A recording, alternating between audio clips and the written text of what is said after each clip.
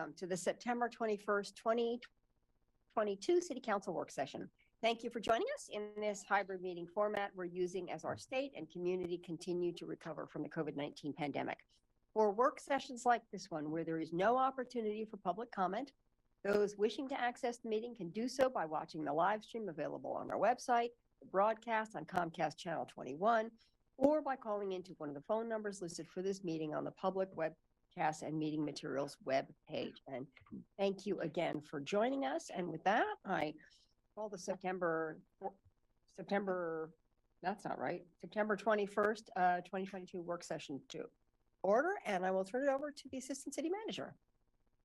Thank you, Mayor. I'm sitting in today for City Manager Dedrick, who has joined us and is listening in. She's unable to be at the table today, but I will be here for her. So we're really pleased to be at this point where we're preparing for our strategic sessions that are coming up on Friday and Saturday, and really looking forward to rounding out the information that we've been leaning into to learn as much as we can around where we are with our finances right now, workforce planning, and in particular today, hearing from the community voices to help inform our strategic visioning. Jason Dedrick and Kimber Ward will be here to lead us through that conversation. It's been a very long time since we have done a survey of this magnitude, and we're really excited to share the results with you and hear any questions that you have as we wrap that up. Thank you. Jason, I'll turn it over to you. Thank you, Christy. Good afternoon, Mayor and Councilors. My name is Jason Dedrick. I am a policy analyst in the City Manager's Office, and here today to give you a presentation of these survey results that we have. We've got our slides, which is great. Moving forward here. So a quick overview of the presentation. I'll review for you the goals of the survey. We'll talk about the methodology, how the survey was administered, a little bit about who responded to the survey, our demographics, and then dive into the results. We have worked really hard to try to bring as many results forward as possible in kind of a just transparent way, rather than making high-level generalizations about the data. So we brought a lot of results, a lot of tables, so I'm going to throw a lot of numbers at you, so be ready for that, but we'll have plenty of time for questions about that. And then talk a little bit about next steps to close things up. So the goals for the survey were first and foremost, well, actually many of these are equal in terms of their priority, but to inform the strategic planning process that is starting later this week, and to have these voices from the community and some of what you're seeing here in the data help inform how you think about that strategic planning. Also the budgeting process this fall similarly, and generally to just help inform your council policy and priorities going forward over the next year. What can you learn from these results that may help inform your policy making? The survey also provides baseline information. So it's been a while, as Christy mentioned, since we did a full community survey of this nature. If we do something similar in future years, this year will mark a place from which we can baseline future results and see how things have changed or not. And then finally, a reminder that the survey is really intended to just complement other engagement. It doesn't replace all the other surveys the city does. It doesn't stand in place of all the public forums and town halls and other engagement opportunities. It is simply a tool to help complement other engagement that we do. So methodology on the survey instrument itself was developed by staff and our consultant, ETC Institute. ETC worked with us on our COVID survey 2 years ago, so we were familiar with them and they with us. We administered the survey in 2 ways, and I'll talk in more detail about both of them in a minute. One was an opt-in survey that anyone could take. The other was a representative survey. Folks received it in the mail. Between the 2 of them, we had 1,772 respondents to the survey, which is great. We are keeping the results from the 2 surveys separate. As you'll see, the demographics are different, who responded is different, and then also sort of how the survey was administered is different. And so it's important in a situation like that to keep the 2 sets of results separate. One other note about methodology. On many of these questions, respondents could choose that they don't know or have no response as an option. It is standard practice in terms of statistical reporting on things like this to remove the don't know responses and have the percentages be only for those who answered a question. So moving forward on the tables and charts that you'll see, unless noted otherwise, the don't know respondents have been removed. So the opt-in survey was posted on our Engage Eugene online platform. This is a place where we post many of our surveys as an organization. It was available from August 22nd to September 5th. I will note right here that that was a 2-week period and is shorter than we would like to do for a survey of this nature. Due to COVID and some other things, we were really compressed on our timeline. So future iterations of this survey, or really any other survey, our goal is to have it open longer than 2 weeks. Our goal is also to have it occur not at the end of August or right around Labor Day. Again, we were sort of locked in that time period. Future iterations of this survey, if we move forward with it, would occur in September and October in the fall, when, it'd probably be a better time to do a survey. All that said, we did have 814 respondents to the opt-in survey, which was great. All of the quantitative, closed-end kind of numbers-based questions, all those results are in your packet. It is very interesting to note that the results were very similar to our representative sample survey, which we weren't completely expecting. So for that reason, we're not really going to cover a lot of the results from the Engage Eugene opt-in survey today because the results were so similar. But there's a lot of richness in that data and a lot of things we'll continue to work with. The qualitative results, open-ended questions from the Engage Eugene survey, we've analyzed some of those, but not all of them. As you can imagine, we received thousands of comments. And so there's a lot of staff time involved with that. So we're analyzing those results and we'll have those soon. So the representative survey, that was mailed by our consultant to a randomly selected group of community members in early August. The goal of that random selection was to have our respondents as closely as possible match the demographics of our entire community, including council ward, try to get geographic diversity in terms of who responds to the survey. These community members received the survey via mail. They could either send it back via mail or fill it out online. There were 958 respondents to that survey. Our goal was to have at least 100 respondents from each one of the council wards. That allows us to make statistically significant conclusions about potential differences in survey results between wards. We don't have that data today, but we are able to do that because we did get more than 100 respondents from each of our wards, which is great. And as I mentioned, this data from the representative survey is going to be the focus of the remainder of this presentation. All right, so here come the numbers. So first, starting off, taking a look at our demographic information, and really going to have you focus on these first two columns here. Here's kind of some key components of how we can look at demographics. The first column there is the census data for Eugene. The second column is our representative sample. As you can see, very close on respondents identifying as female, very close in terms of income over 100,000, as well as the broader span of income in the community. One thing of note is that we almost identically match the BIPOC representation in our community in terms of both BIPOC in general, but also our second largest racial and ethnic group in the community, which is individuals who identify as Hispanic, Spanish, or Latino. The census is 9%, we were at 10%. So we feel really good about matching those demographics for the city. We did not quite match demographics on home ownership. You can see 48% of our community members are homeowners, 64% of our representative sample respondents. That's not unusual in a survey of this type because it is harder to reach renters than it is homeowners in terms of addresses and moving around. It's a constant challenge for survey firms like ETC to try to get home ownership matched to the census in a survey like this. And as I mentioned, we did a nice job of getting equal representation or close to from the 8 wards. The ideal percentage from each ward would be 12%. We were ranged from 11 to 16. Each ward had at least 11%, and most of those were actually really close to 12%.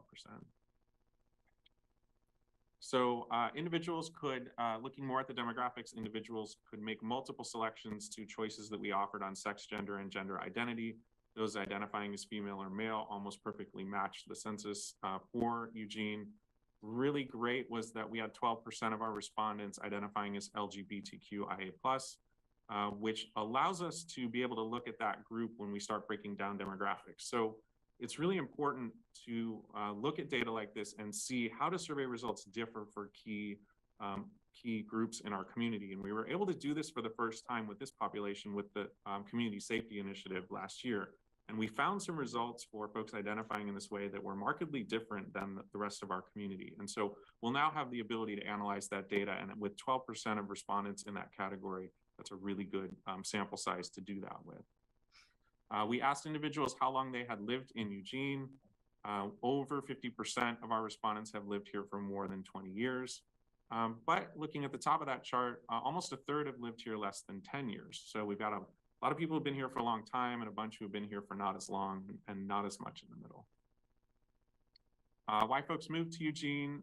Probably some of the usual reasons you'd expect here: for work, to live closer to family and friends, outdoor recreational opportunities, U of O, those are the top ones. The other categories there is a little large, but as you can imagine, there are a myriad of reasons why people choose to live here. But some of the key ones were: I grew up here, I'm returning back to Eugene, mentioning nature or weather, or a lot of comments that were very generally, I just like it here, and that's why I moved here. Looking again at the council wards, here's a map with the number of respondents in each of the wards. Again, you can see everyone had more than 100. We received a higher response rate from wards 1 and 2, which matches what we saw in the opt-in survey. We saw many more folks from wards 1 and 2, so they just responded to the survey at a higher rate than those in the other wards. So we asked a series of questions about quality of life. The first asked how satisfied individuals were with their life overall. 78% said that they were somewhat or very satisfied with their life, which, given everything that's going on in the world right now, seemed like a promising result. 80% said that they are living comfortably or okay. The other two choices were that they were just getting by or finding it difficult to get by. That rate at 20% almost perfectly matches the poverty rate in our community at 21%. So the results are kind of verifying what we know of the kind of the financial situation of our community members. Just over a third have reported their financial situation getting worse in the last 12 months. We asked why. The number one reason was inflation, and number two was a change in family situation, such as a medical condition. And then almost 30% have accessed mental health services in the last 12 months. 6% additionally would like to, but have been unable to.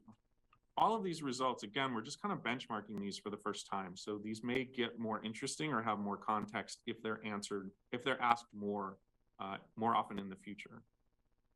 Some additional questions related to quality of life. These were choices that respondents were given. They could rate any of these as good, excellent, or below average or poor. In between there was neutral, so we're not including those results here. These are presented in order of the ones with the highest combination of good and excellent response. The two at the top are about individuals' neighborhoods, quality of life in their neighborhood, as well as their neighborhood as a place they feel as though they belong. Really positive results there.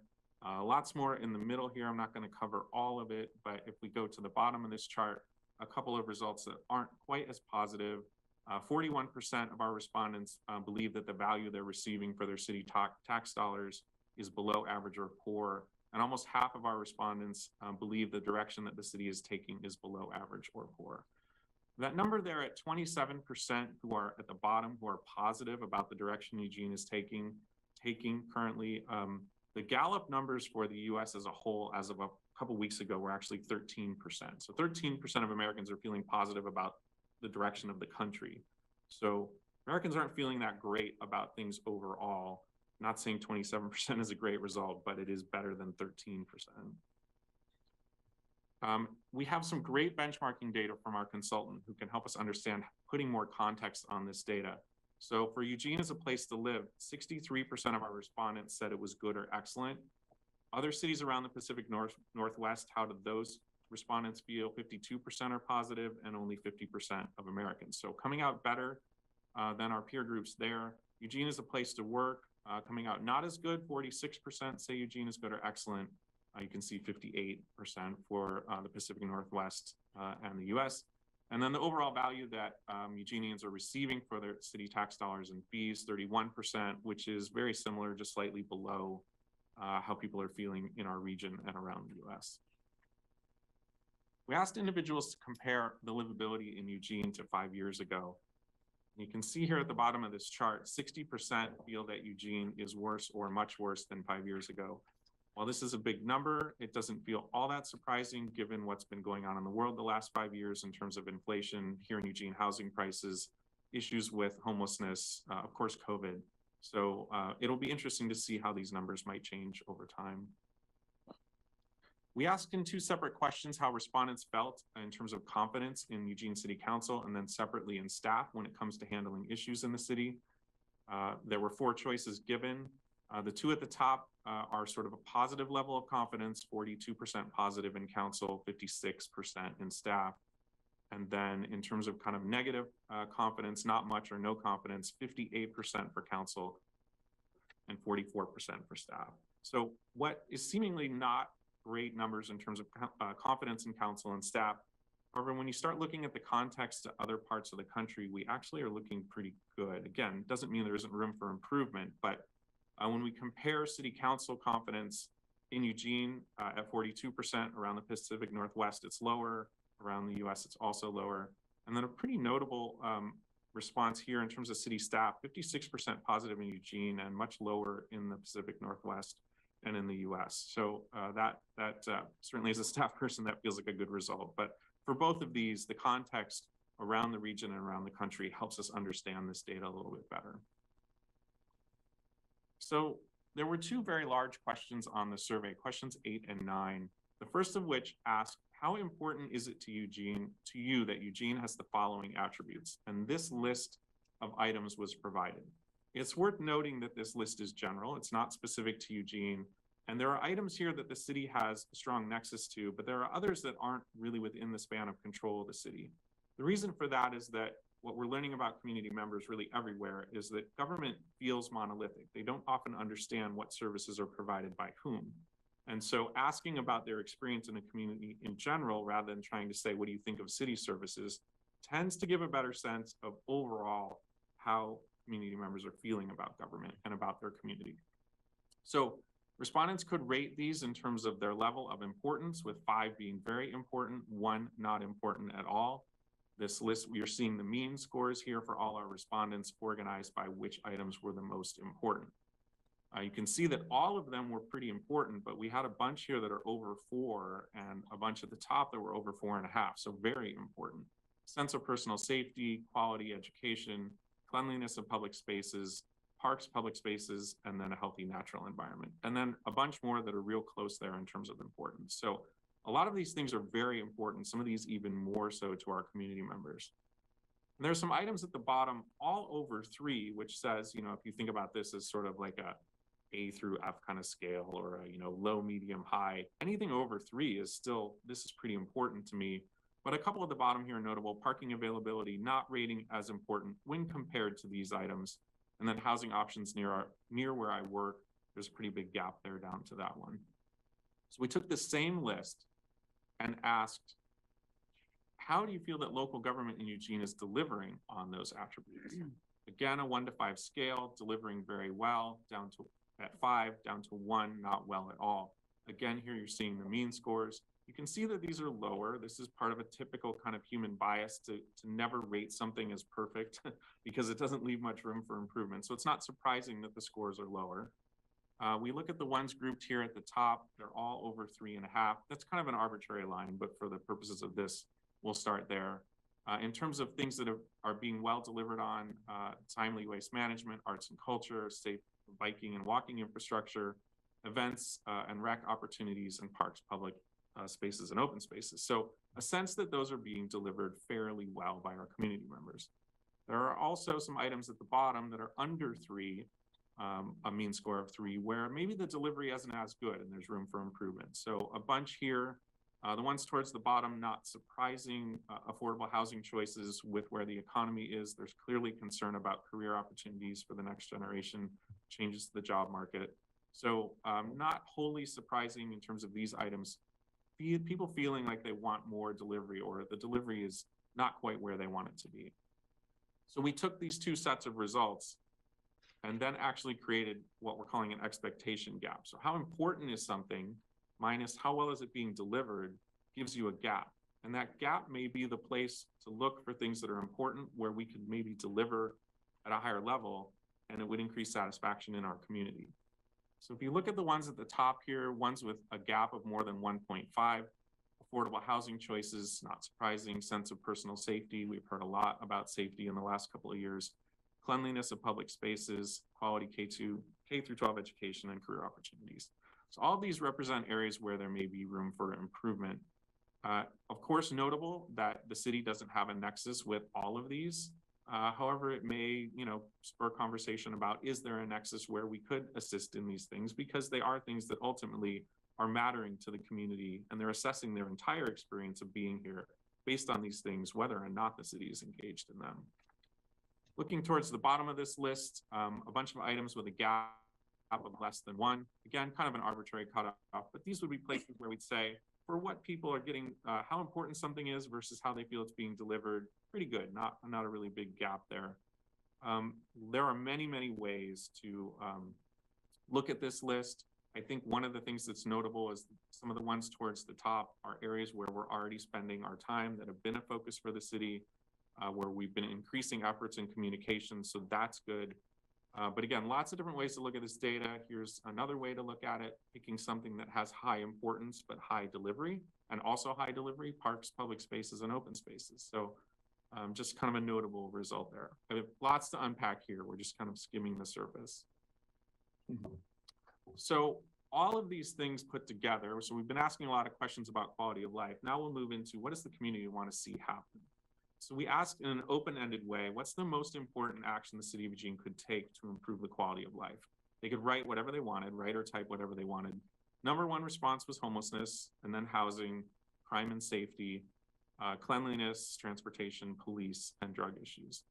I think, all know there's a strong nexus between many of these issues, or at least there's a perception of nexus between all of these issues for community members. What that means is if we make progress on any of these, we will be, and which we are already working on hard on a lot of these. If these are considered the most important actions and we're already focusing on them, it means we're moving in the right direction. We probably just have more to do. Also, mentioning that when you ask a question like this, you kind of want to see if anything surprises you. Do we have a blind spot? Is something important to the community that we've never heard before? I think this list is good for the city in the sense that there's not really anything here that's super surprising. So we dug a little deeper in the survey on homelessness and housing because we knew coming out of the COVID survey last year that these were the top issues for community members. So we asked regarding homelessness, would you say that things are headed in the right direction or are they on the wrong track? And 55% of our respondents said that things were on the wrong track. Here's one of the results where we brought the don't know back in because it was kind of notable that 21% said they don't know. So either they're not really engaged on the issue, don't really know what's being done. There's probably more to understand there around why a fifth of our respondents don't really know if things are going in the right or wrong direction. So we provided a series of items that respondents could select from.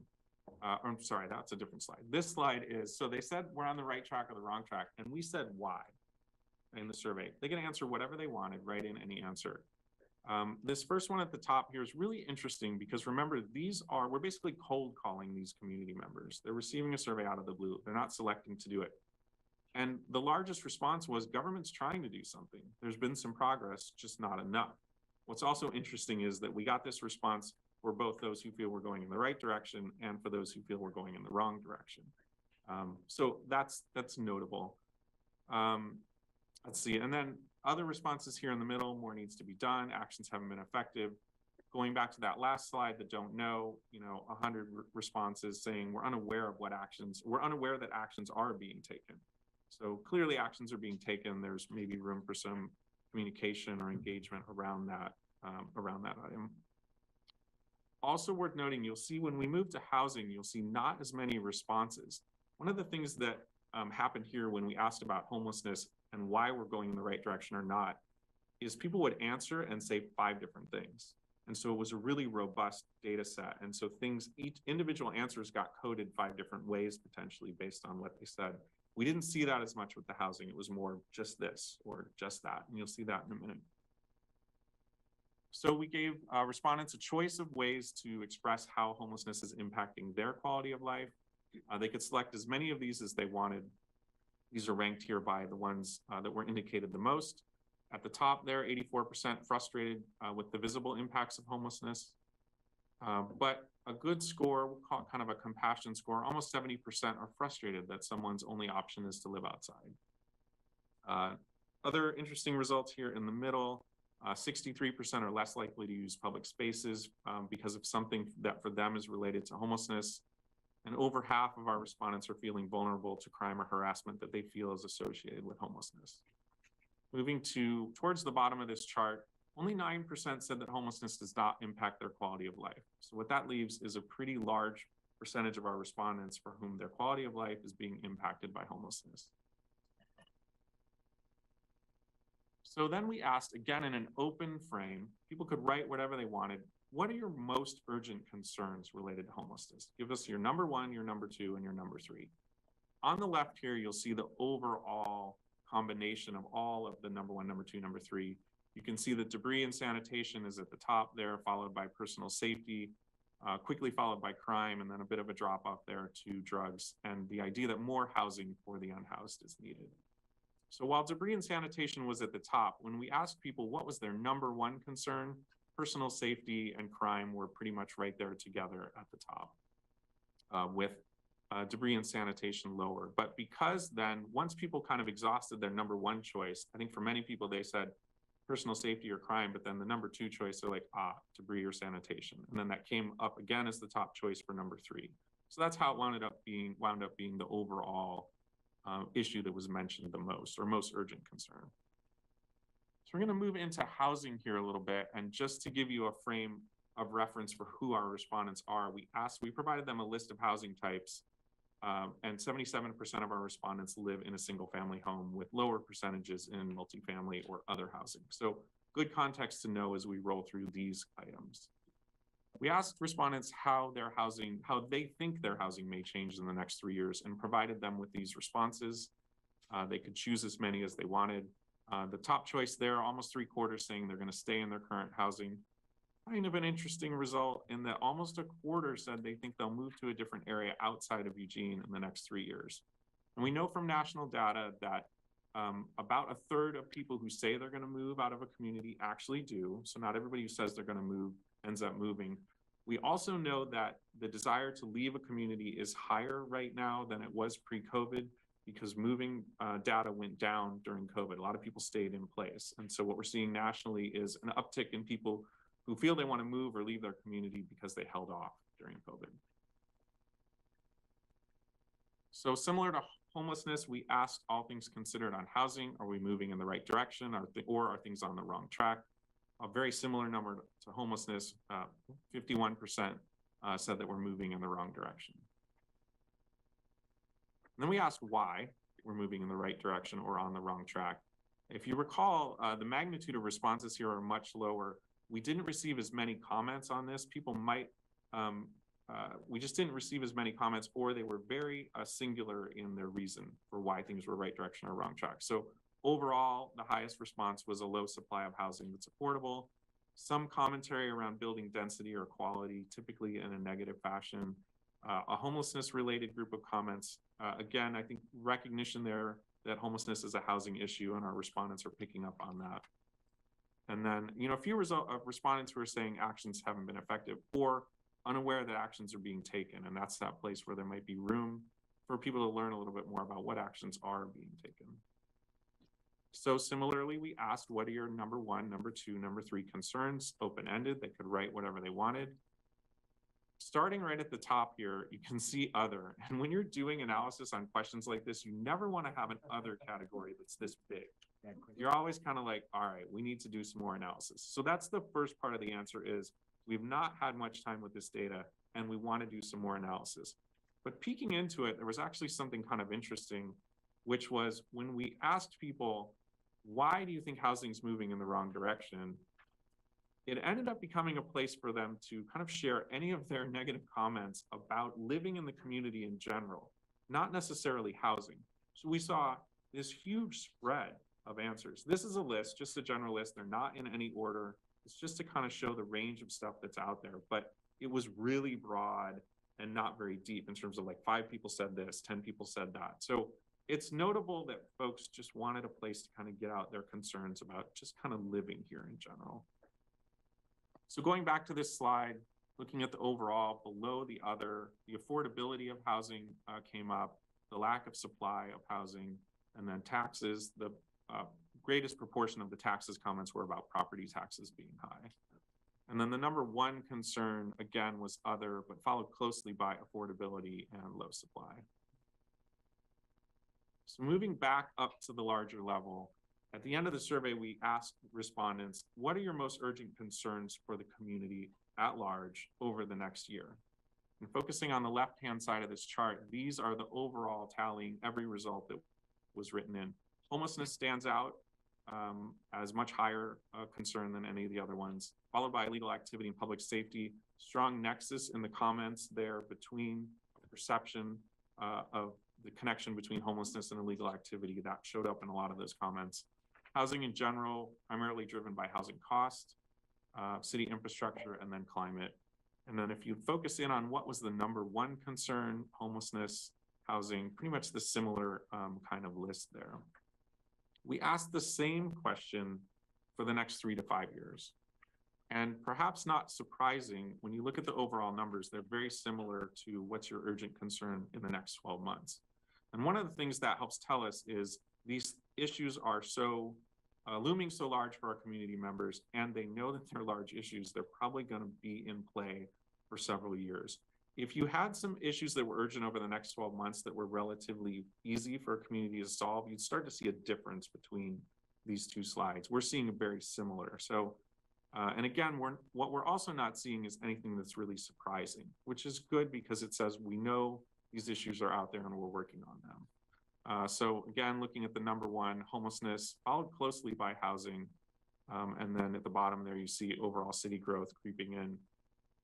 When you get deeper on this list, the numbers get pretty low, but you start to bring in some other things that are out there for people like education or climate. So those issues are there, but those top three issues are really dominating people's concern. So we close the survey and we'll close this session with, on a high note, what makes Eugene special? And so at the top there, again, this was people could write in anything they wanted. Ideas that were around community and culture were far and away at the top. Mention of the arts, culture, individual like artists or musicians, the Holt Center specifically, the Cuthbert, or just the vibe, the kind of the creative vibe in Eugene. Location, not surprising, the ocean, the U of O, mountains, the environment, beauty, nature, weather, trees were some of the keywords.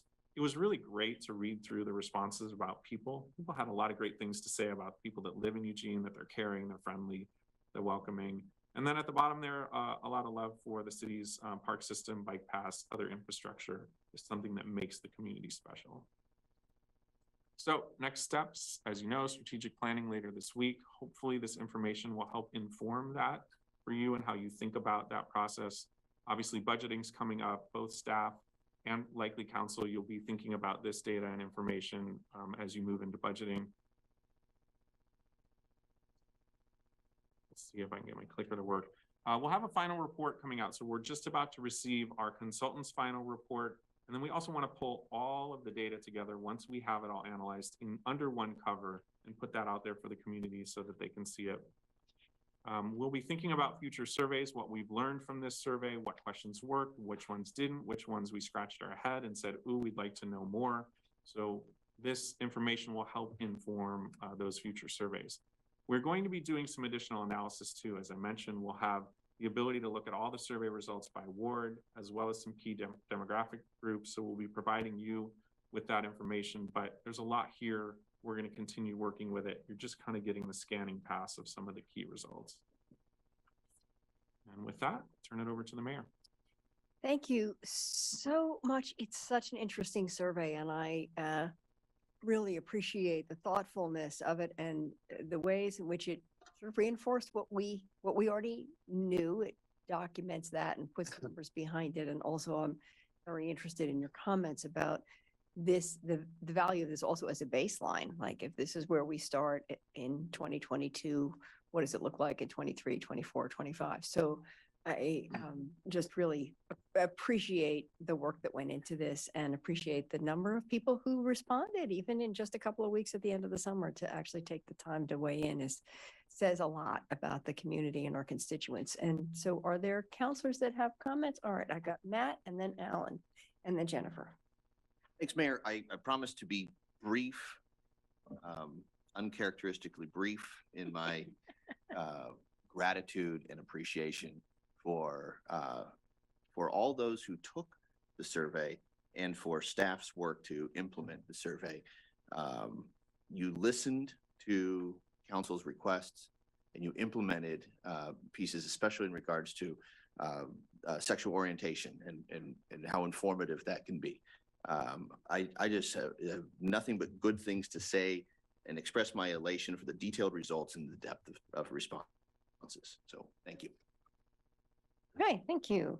Alan, and then Jennifer. Oh, I have lots to say. Yeah. So thank you for this work on this. Yeah, I think we're just touching the iceberg here. It's going to be the gift that keeps on giving, I think. Couple of things that struck me was the most important one was the disconnect between how individuals were satisfied versus how they were satisfied with the city. You know, for instance, in question one, how satisfied you with your life, 78% very satisfied or somewhat satisfied. Your financial situation, 80% doing okay or living comfortably. And quality of life, 63% in the city, 75% in the neighborhoods. Place to live, 64% very satisfied. And then how is the city doing? 27%. So you get this kind of disconnect between how I'm doing and how everybody's doing, right? And value for money, 31%. And then on homelessness, you know, 30-70 in terms of we're going on the right direction. Same with housing, 28-72. And a lot of that, I think, and then the question about 5 years compared to 5 years ago, 60% shifted. I think it's worse or worse. I think that is kind of endemic in the whole angst of the society. You know, you mentioned is the country Gallup poll, is it 13% thinks we're going in the right direction? There's this whole kind of, there's a lot of anger out there. There's a lot of frustration. There's discontentness in the country, and Eugene's not an exception. It's little solace that we're doing better than everybody else, and we all suck at this. And you know, the homelessness, pandemic, economy, affordable housing, all those things kind of weigh on everybody. And I think we saw that a little bit in Claire's recall election too. And a lot of this has to do with things that all those things are either out of our control or have baked for 50 years, and we're just not really seeing a lot of work on them. And in some cases, we're a national leader in homelessness services, but people don't know that. They're not telling our story very well. And you know,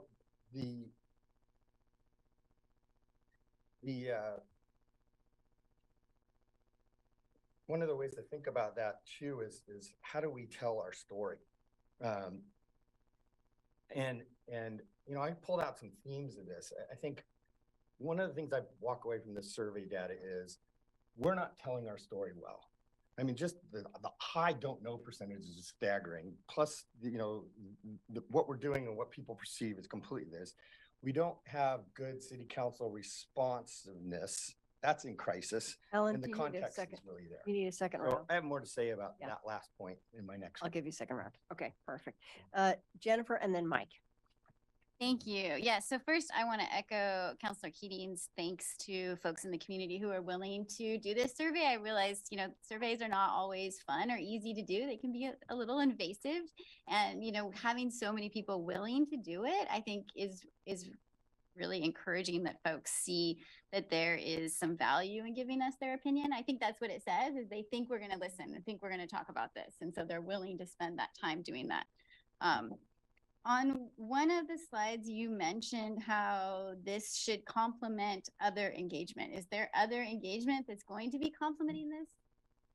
I think that one of the things as with the COVID survey, we learned things from that, and that directly led to including questions on this survey that we hadn't thought we would. And so I anticipate, particularly with the focus that was given to housing and homelessness on this survey, because those were top issues, some of the responses are just leading to other questions where we might want to know more. So while it's only hypothetical at this point and not planned, it may be that our housing and homelessness staff or other staff in the organization look at some of these results and say, you know, on our next survey that we do related to whatever our area is, we're going to include some questions because some things came up in that survey we'd like to know more about. Okay. Well, I appreciate how you acknowledge that we are still we have still many challenges related to the pandemic, and maybe this didn't, happen exactly as we would normally have done it because on our AIS, one of the first things under background is that we want to be an equitable, effective, accountable municipal government. And this survey, and I think you've kind of acknowledged that standalone by itself doesn't feel like equity, right? I think a lot of the demographics that we got, while we may have done a pretty good job of getting a general representation of our community, equity is really elevating voices, certain voices. And so when we come back to do this effort again, I hope we'll have that package that goes along with, I think like some of the work we did with middle housing, where it was a survey and doing a comprehensive package. I know staff is really good at this and we've done it before. So just keeping in mind that these standalone things, when we say, well, you shouldn't take this standalone, if we're presenting it alone, right, the message of these other things doesn't come through. And that's not just difficult for the community, but it can be difficult for us to, put those pieces together. So in the future, I think we really need to put the effort into doing this engagement together. Other than that, I'm really looking forward to the final report. And I found the things that you analyzed and shared with us today extremely interesting. And I agree. I think there's a lot to pull from this, even though, it might not have everything in it. There's some real important messages that I think we can use in our discussions that's coming up. So thanks. Thank you. Mike. Thank you, Mayor. I too want to add my perspective on this information. I appreciate all the work. Different from Alan's perspective, I would say the disconnect, I'll use that term in quotations, it is also interesting to me, but it's certainly not unexpected. I hear it every single day. I think most people in our community are doing pretty well, and in their lives they have hopefulness and they know their way forward and they have their priorities straight and have their world organized in a way that makes sense to them and they're hopeful about. I don't think they see themselves as the city the way Alan described it or just spoke a moment ago. I think they see the city as a separate organization than themselves, and that frankly the city is making decisions and taking actions that in their mind are just nuts, just crazy. And the disconnect that I think exists is between how most people are feeling in their lives and what they see the city organization doing and the decisions and the things we're discussing as nowhere near relevant to their priorities and what they think we ought to be doing to help solve problems for them, and or that our solutions are nowhere near what they think will solve the problem. I think it's important to acknowledge that disconnect, and I don't think any amount of communication about intent is likely to alter that. I think it's the results that people see every day and the things that they encounter and then what they hear us debating and doing that need to be analyzed. So I too am looking forward to Friday and Saturday. Thank you very much. Thank you. Randy. Thank you, Mayor. And I too want to echo some of the things I already heard. Councilor Keating thanking the community members for being involved in the survey. I think that's important. I also agree with some of what I heard from Councilor Keating or Councilor Zelenka about some of the trends he's seeing, but I also agree with Councilor Clark. What I hear when I'm out in the community is people want to know how we choose some of the things that we are talking about, because they aren't seeing those as the top issues that are affecting our city. And with that said, the number one thing I hear over and over again is our unhoused challenges and behavioral problems. And those two, unfortunately, frequently go hand in hand. And that perception of safety, I think, is important. The other thing, I also agree with, we've got to find a better way to get our word out there. And I don't know what the right way to do that anymore is. Obviously, our local media has changed quite a bit, but I continually feel like we're surprising people, and that's not a good position to be in. When I started reaching out to people to tell them about this survey, people just didn't understand it was even out there, and had to get them the link of how to get into it. And this wasn't just a handful of people. These were a lot of people, because I really tried to work to get people to respond, because that's important that we hear all voices. And so whatever we can do, in fact, I almost think that should be a strategy of its own, of how do we better engage the community. I know we've won awards and everything else for our community engagement on middle housing, but at the same time, we've managed to surprise a big portion of our community. And, you know, whether they should be paying attention, or how they pay attention, or where they pay attention, I'm not in a position to really understand that, but I do know what I hear, and people are frustrated. So I'm not surprised at some of the ratings here, and I hope that we get to talk about this more in our strategic work that we're going to do later this week, and try and come up with some solutions. The other thing I wanted to bring up, and I brought it up when this was first presented to us, I'm hopeful that in future surveys that this comes to council before we don't have any time to make changes. One of the questions I asked first chance we got to see this, well, can we weigh in on some of these questions? And the response was, no, we don't have enough time. Well, I understand that this time, but next time, let's make sure we have enough time, because this is an important tool for this body in making decisions and working towards how do we better our community. So I really hope staff can hear that and take that into consideration. And there's more I can say, but I think I'll save it for when we get into more detail this weekend. Thank you. Great. Emily. Thank you. I don't want to be a downer, but I didn't see any surprises. Right. You know, I could have told you homeless safety and housing right off the bat. So I find this not especially useful, although I'm open to being wrong about that. Our surveys and public hearings and stuff, it seems to me they often happen during December and August, which are the least responsive, engaging times of the year. And we do hear sometimes, oh, can you like extend it a week because, you know, we were having holidays.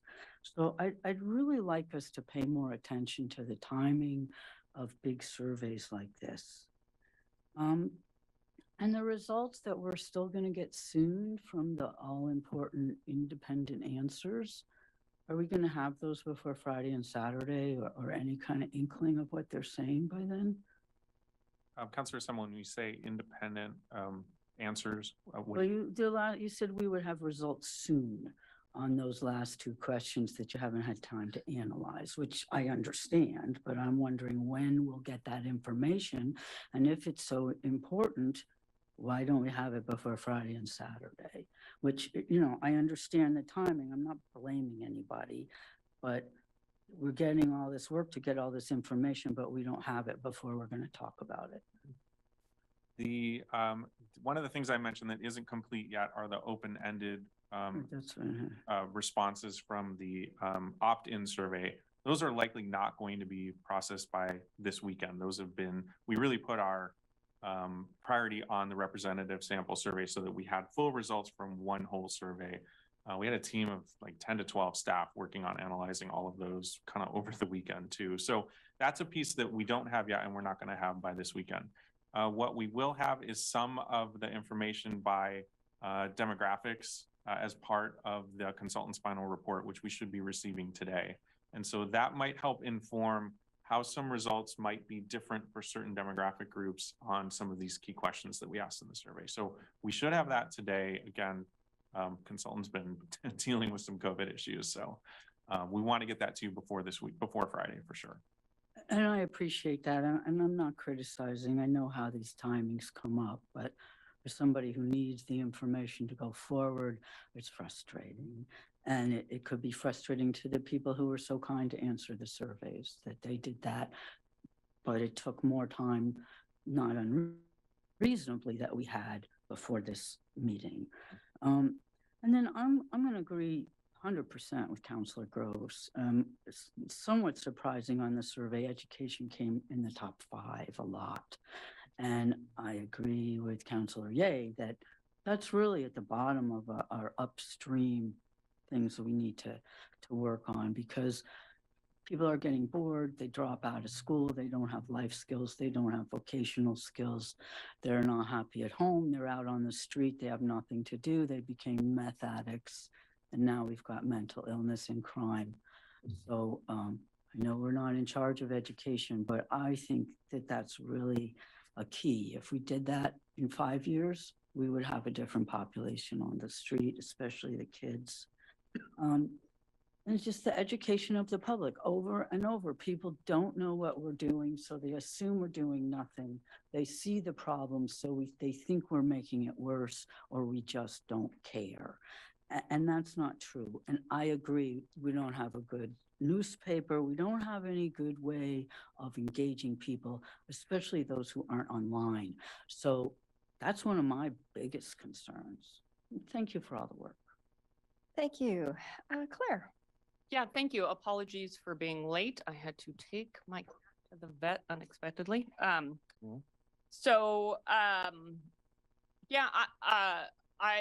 apologize for missing the presentation. I was looking forward to it, but I did read through the survey, and I'm also not that surprised by the responses. And I know I came in mid-conversation, but I also actually think a lot of what's reflected here are the things that we are working on. We're not working on things out of left field.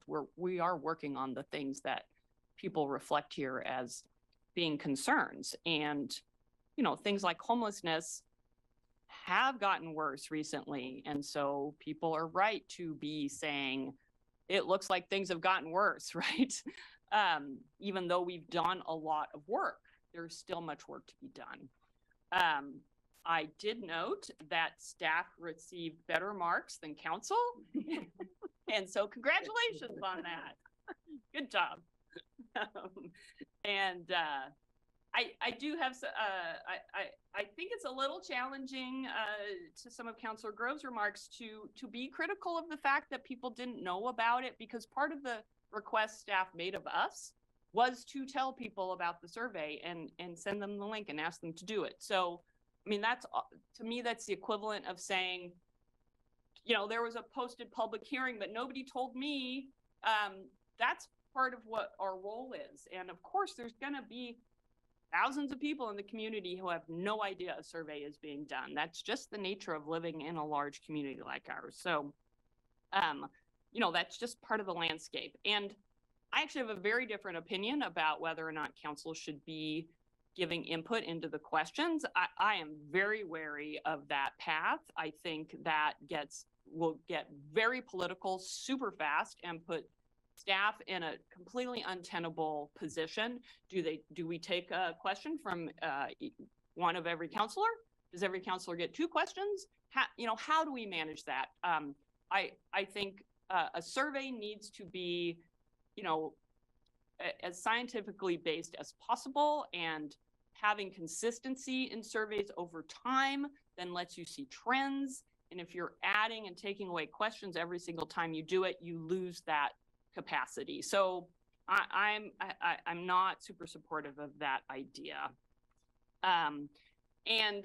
With a little sense of humor, so my household was one of the random households that received the survey, and my husband filled it out. And so when you're going through those quantitative answers, if you see the word fathead in there, that's my husband, not referring to this council or staff. Thank you. Okay, we have a couple of counselors for a second round, but I'm going to just jump into the queue for a minute and say a couple of things. And one is just a reminder that that as you all know, we are going into a strategic planning process. And part of that process is to be able to look at what have been your council priorities and how you have pursued those with an eye towards, how do you want to go forward in the future? And are there other priorities that rise to the top? Does this survey instrument point to that there might be other priorities that you want to look at? Are there other priorities around how we communicate, who we need to reach out to? So this is exactly what you're supposed to be asking today, because that's what we're rolling into next week. And so, or later this week. I also wanted to, and so I have a bunch of gaps in my mind, but I'm going to wait until Friday to sort of see how that conversation goes. I just wanted to comment on the slide with housing concerns other, and that random list, because I think what's interesting about those is, as we were commenting a week ago that all conversations go down to parking, and I would say all conversations go down to how does it feel to live or work on your particular street? And that's what these things say, is what does it feel like to live in my neighborhood on my street? Is the street sweeper coming by too often? Is it, or not often enough? And it's not clean. Do I have loud neighbors? Is it gentrifying and I can't afford the housing? I mean, I think these are actually very, very interesting, these other comments, because they really talk about what it feels like in a very personal way. So when people are saying it's not going well, it's because, next door neighbor, there are a bunch of young people who moved in and they're having beer parties. They're playing beer pong in the front yard every Saturday night, and I can't get to sleep. So very interesting results. Okay, with that, I have Alan and then Matt for second rounds. Yeah, thanks, Mayor.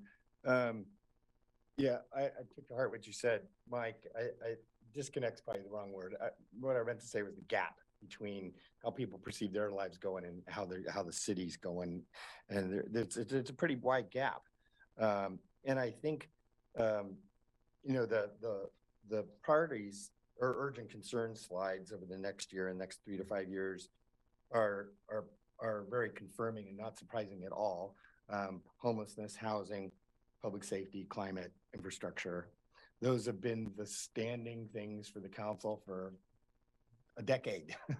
So they're not surprising. They're the right ones. We know we're working on them. Same for years. On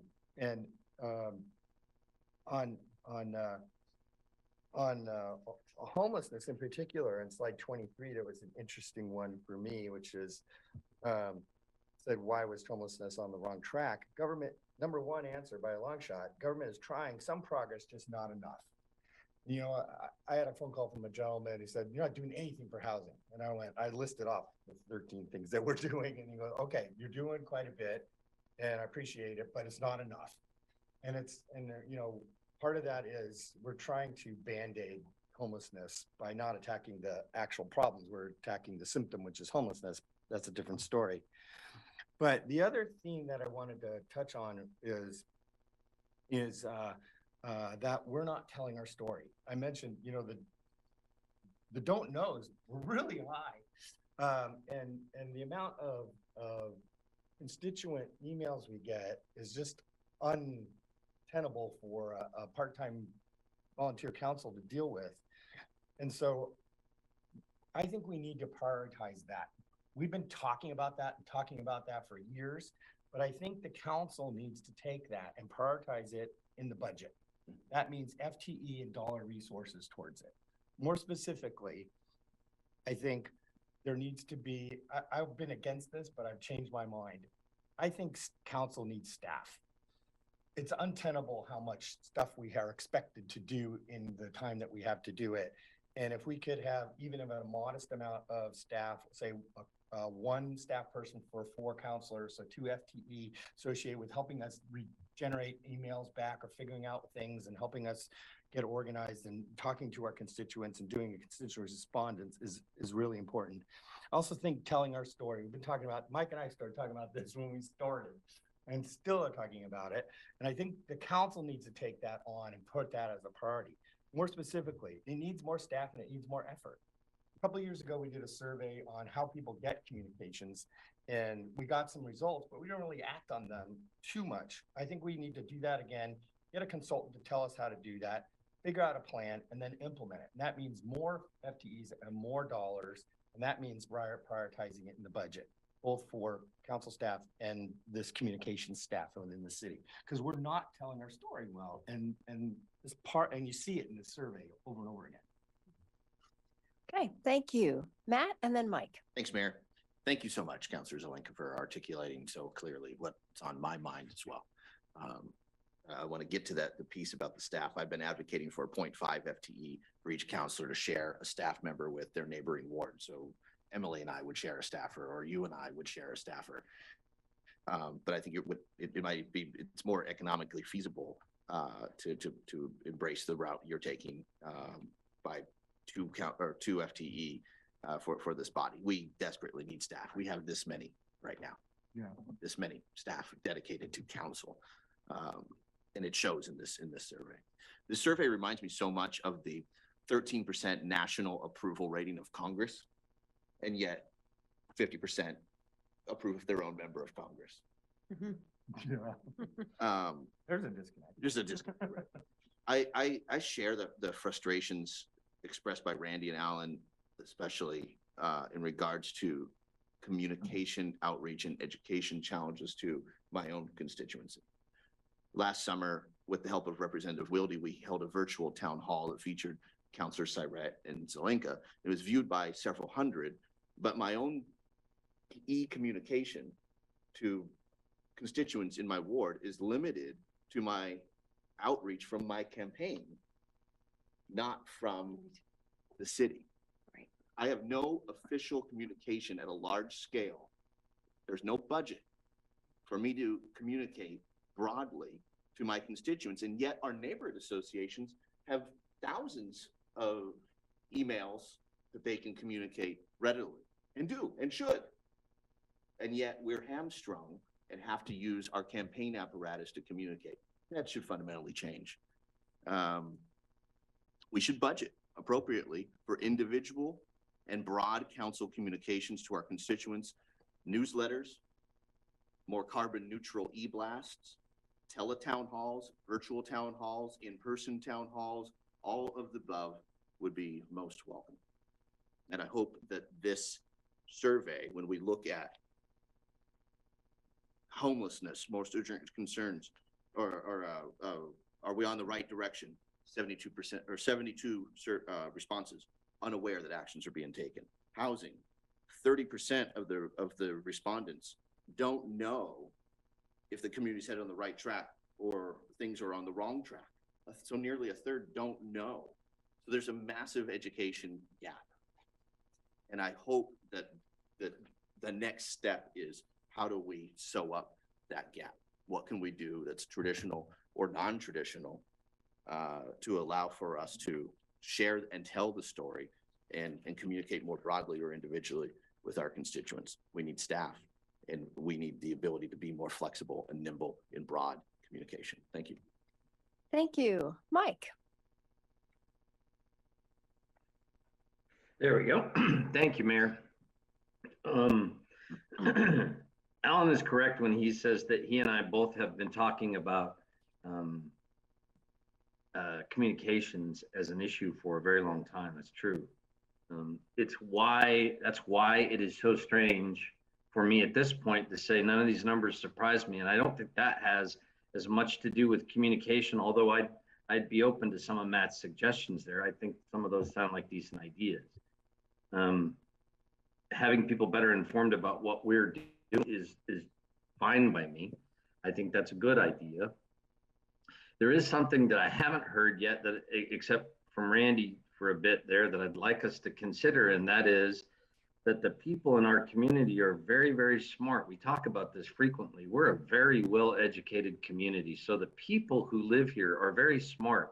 I think the disconnect is what we're pursuing as solutions to what all of us agree are problems that need fixing.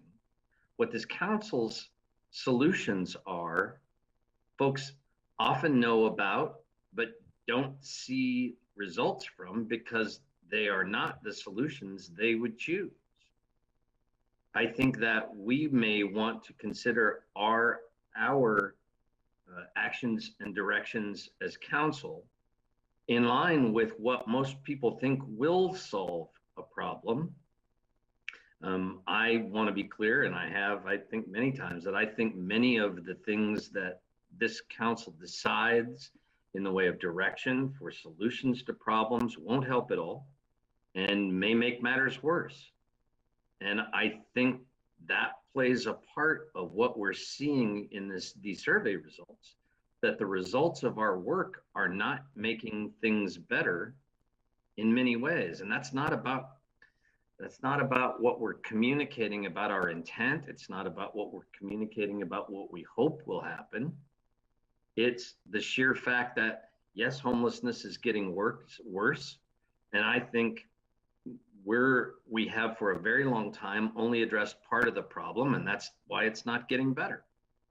And I think most of the community is smart enough to know that. And thus the disconnect that we see there between how they feel and what their comfort level is with the city and the things that we're doing.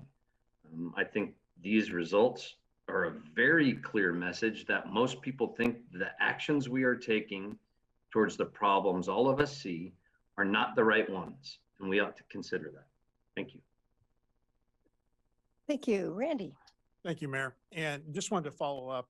I agree with Councilor Surratt in the point that we need baseline questions that then we can trend off of, and those should stay the same. What I was advocating for was maybe a section after the bulk of the survey with just some of our current topics that we're discussing, just to get a feel of where people are, because sometimes that's difficult. I had a meeting with a constituent here a few weeks ago that the issue was they didn't feel like they ever heard from me. And I said, well, I go to neighborhood meetings, I go to community meetings. I'm constantly speaking in groups. I have a Facebook page, personal Facebook page, where I try to push information and it's open to the public. And when I started question and answering to get down to what it was, the expectation is I should be coming around and knocking on doors. And, you know, the reality is I'm lucky. I'm retired, so I work at this full time, even though it's a part-time volunteer position. I don't know how the rest of you are able to do this with full-time jobs. I really don't. And so that is something, I don't know where I would have time to knock on thousands upon thousands of doors. And I just can't do that and do this job. But, you know, I return calls. I try to be engaged with people. I try to understand what's going on, as I know you all do as well. But it's difficult. So trying to find new ways of reaching out to people. And I agree with Councilor Clark. I think our community is very bright. And I think we have a constituency base that can think these things through in a mature and responsible way. But they have to know what's going on. And not everybody has time to tune into council meetings. Not everybody has time to go to the webpage and navigate. We need to figure out some way of pushing the information, whether it's taking more advantage of social media.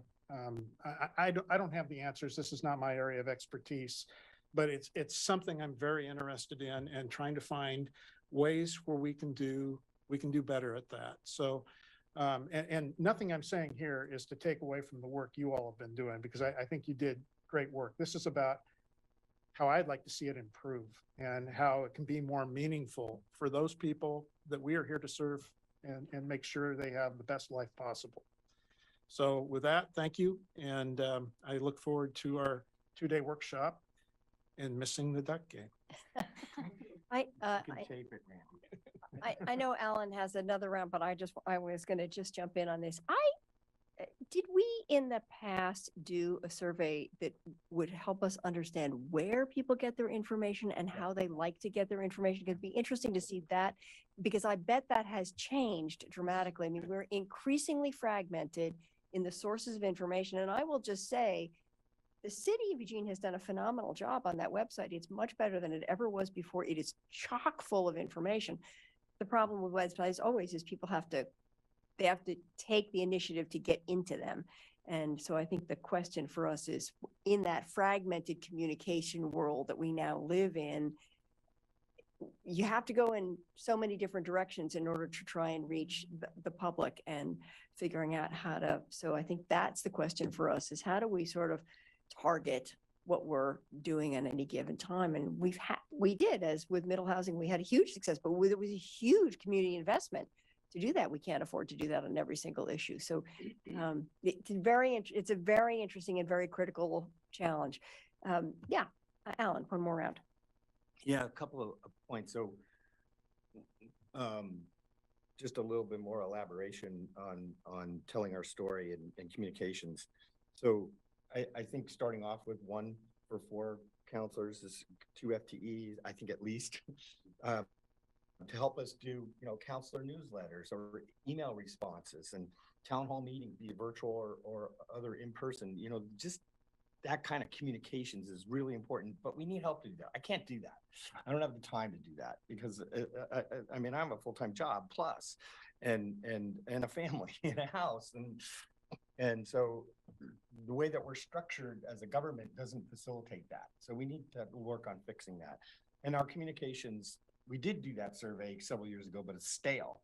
And so we need to redo that survey. We need to, I think, get us some consultants to help us look at that from a new perspective, figure out what we're doing and what we're not doing, come up with a plan, and then implement it. And that probably means 2 more FTE in that area, plus dollars for consultants and implementation plan. And then the third part of that is a solution seeking and vetting part of it, which is and that means going out and talking to people about, what do you think? And that either could be new FTE or reorganizing what we do.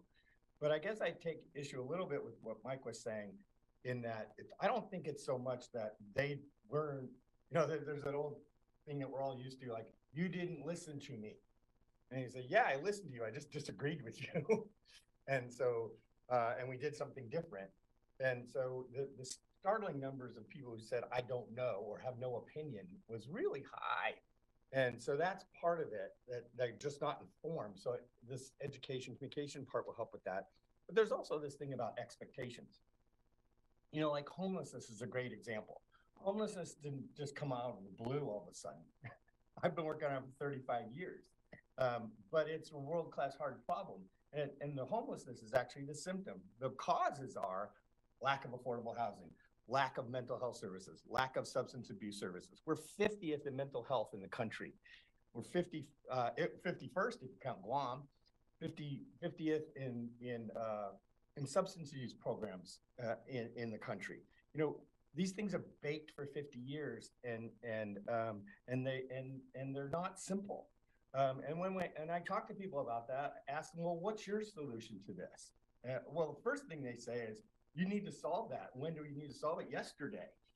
And then ask them what their solutions are. And I don't get very many coherent, good solutions out of folks that we haven't already tried. They go, yeah, that's a good idea. That's a good idea. That's a good idea. The ones that they end up with are, well, let's just ship all these homeless people out of here, or let's just arrest them.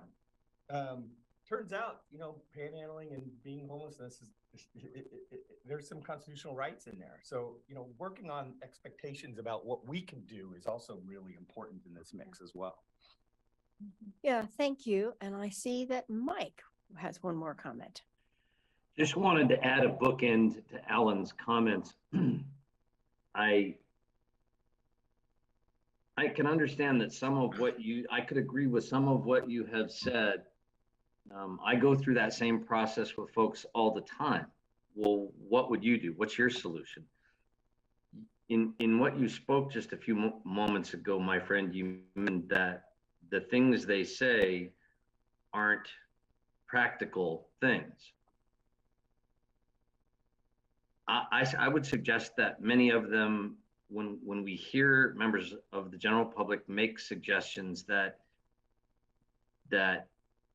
may be labeled in such way, maybe they are practical. Maybe it's council's decisions that are wrong, and maybe we need to be willing to say we're not right about our assumption here, and we need to try a solution that we haven't tried before.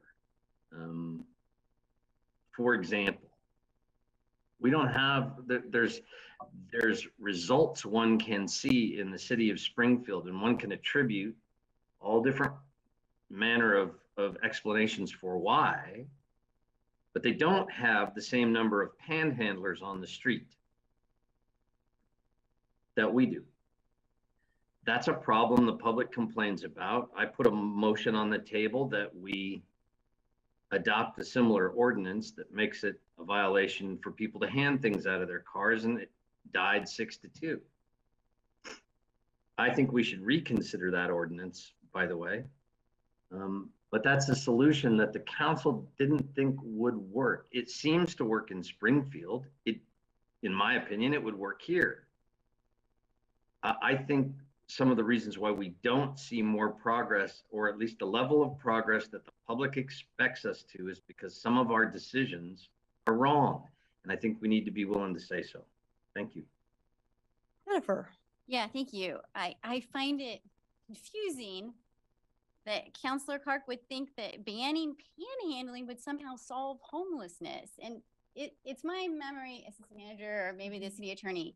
It's been a while since we had that conversation, but my memory was that we looked into it and we decided that that it would be unconstitutional, and the only reason it's still on the books in Springfield is because they've never actually used it. So is that No, incorrect? it is correct that it would be unconstitutional to ban panhandling. The case law is very, very clear. That is protected speech. That's not what Springfield done, and that wasn't the proposal from Councilor Clark. It is actually a motor vehicle code provision that they adopted that says the driver is prohibited from handing anything outside the car. It has nothing to do. The person could stand on the street corner holding a sign all day long. It has absolutely no regulation on them. It regulates the driver and the driver's behavior. So, and their provision. So there's nothing we could do about the panhandling itself. It was about the person. the I appreciate that clarification. Yeah.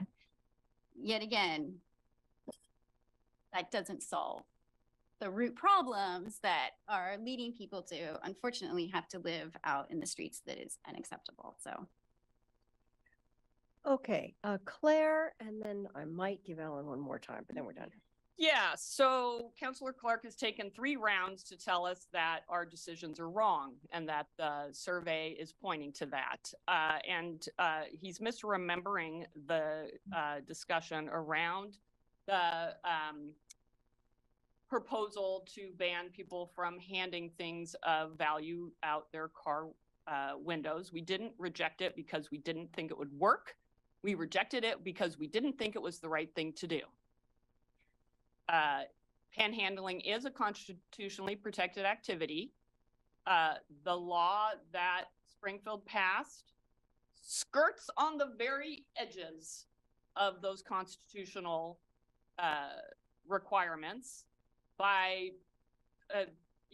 setting up this situation where it has to be something of value of hand out of a car. It's not because the person's standing there with the sign asking for something. It hasn't been tested. The test would be if it's being applied equally for any kind of situation where someone might hand something of value out their car window while on the public right of way. So I appreciate Councilor Ye asking some clarifying questions about that past history. Thank you. Thank you. Alan, one more comment quickly. Yeah, I agree with Mike. The solution to all this, or there's no silver bullets, it's silver buckshot. Did that for you, Mike. And so there's a whole bunch of things that we're doing. When I talked to that one individual and said, here's the 13 things we're doing, I got from the city staff, here's all the things. And we're doing all those things. We're just not doing enough of them. And I don't think we'll ever be able to do enough of them, actually. So I am open to other solutions, but they have to work. I'm not interested in hiring Governor DeSantis as a homeless solution consultant, nor am I interested in implementing a panhandling ordinance, which I believe is unconstitutional. The reason, if you go to Springfield, that prosecution of that law, there are 0 prosecution of that law, 0, because they know that if they bring that to court, it would be overturned. And if you're asking me to implement what I believe is an unconstitutional law, that's not where I'm going to go. Thank you. Yes, Christie. Mayor, just wanted to, as we wrap up, just say, this has been a really helpful conversation for all of us to hear. And I looked at Canberra several times, and as our communication lead for the city, this is front and center for her. And so the ideas and thoughts that you've shared are really important in the prioritization that you're discussing today, and probably will roll into the strategic planning conversations that we have, is going to be really informative for us in continuing to improve how we interact and engage in outreach with our community. So very much appreciate that, and appreciate all the time that we have spent talking about this today. And just want to say we look forward to this weekend spending it Yeah. with you. Yeah, thank you. I appreciate that. I appreciate all the comments and recognizing when we had looked at our vision, values, and mission a year and a half ago, we talked about upstream solutions versus downstream solutions. And, then when we look at this survey result, government is making some progress, just not enough. It's the wrong direction, is not enough investment, and how we make those shifts in investment. And again, that's the subject of conversation for strategic planning and the priority-based budget. So really appreciate how you all have set us up to have that conversation based on some data, and appreciate all the feedback that counselors have given today. So thank you very much. Really interesting discussion and good work. And I think with that, we're adjourned. Thank you.